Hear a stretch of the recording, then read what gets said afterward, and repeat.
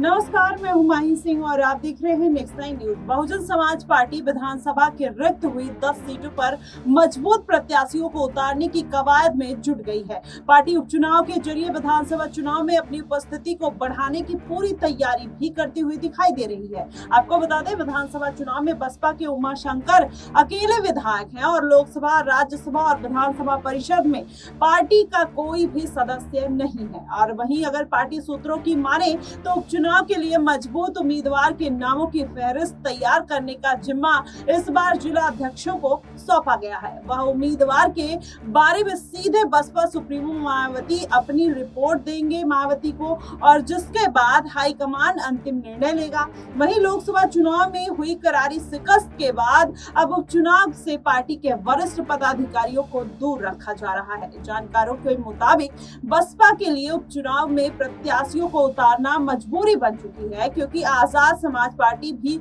उपचुनाव लड़ने की पूरी तैयारी में जुट गई है। यदि बसपा उपचुनाव में हिस्सा नहीं लेती है तो दलित vote bank Azad Samaj party की ओर से रुख करते हुए नजर आएगी, और यही वजह है कि अपने वोट बैंक को बचाए रखने और अपने विधानसभा में अपने सदस्यों की संख्या को बढ़ाने के लिए बसपा उपचुनाव में उतरने की पूरी तैयारी में है। आपको बता दें, बसपा ने लोकसभा चुनाव के साथ हुए 4 विधानसभा उपचुनाव में भी अपने प्रत्याशी उतारे थे। हालांकि उसे किसी भी सीट पर सफलता नहीं मिली थी। वहीं पार्टी के पूर्व नेशनल कोऑर्डिनेटर और राजनीतिक उत्तराधिकारी आकाश आनंद की वापसी को लेकर अभी जो कौतूहल है वो बरकरार है। ऐसे में लोकसभा चुनाव के दौरान आकाश आनंद को सभी पदों से हटाने पर मायावती का फैसला पार्टी के तमाम कार्यकर्ताओं को नागवार गुजरा है। वहीं आकाश आनंद ने भी मायावती के इस फैसले के बाद चुप्पी साध ली है और उनकी सक्रियता कम हो गई है। जल्द होने वाली चुनावी समीक्षा बैठक में माना जा रहा है कि आकाश आनंद के आने पर भी असमंजस बना हुआ है।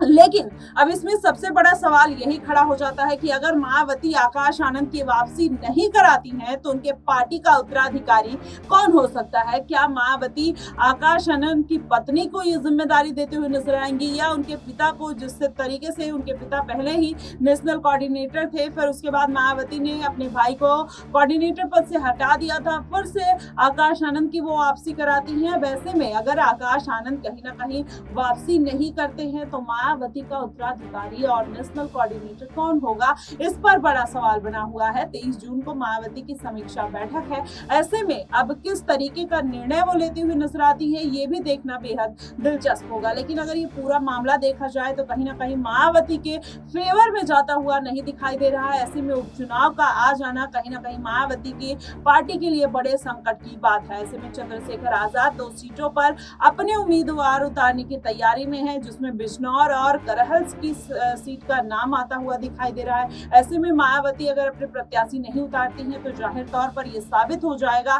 कि आने वाले दिनों में जो दलित नेता है वो चंद्रशेखर आजाद ही हैं, और मायावती के पास कोई नेतृत्व नहीं है, ना उनका कोई उत्तराधिकारी है, तो वो अब दलित चेहरों के रूप में आगे हो सकता है ना दिखे। तो ऐसे में मायावती की मजबूरी है इस उपचुनाव में भी कहीं ना कहीं अब अपने प्रत्याशियों को उतारना। वैसे में सोच विचार कर मायावती अपने प्रत्याशी तौर पर उतारेंगे, क्योंकि इस बार के लोकसभा चुनाव में उनको जिस तरीके से झटका लगा है, माना ही जा रहा है कि मायावती की जो पार्टी का अस्तित्व है वो उसका पर खतरा मंडराता हुआ नजर आ रहा है। फिलहाल देखना दिलचस्प होगा कि मायावती 23 जून को किस तरीके से फैसला लेती है, आकाश आनंद की पार्टी में वापसी होगी या नहीं, ये देखना बेहद दिलचस्प होगा। फिलहाल आपको क्या कुछ लगता है, आप हमें कमेंट बॉक्स में जरूर बताइएगा। फिलहाल के लिए बस इतना ही।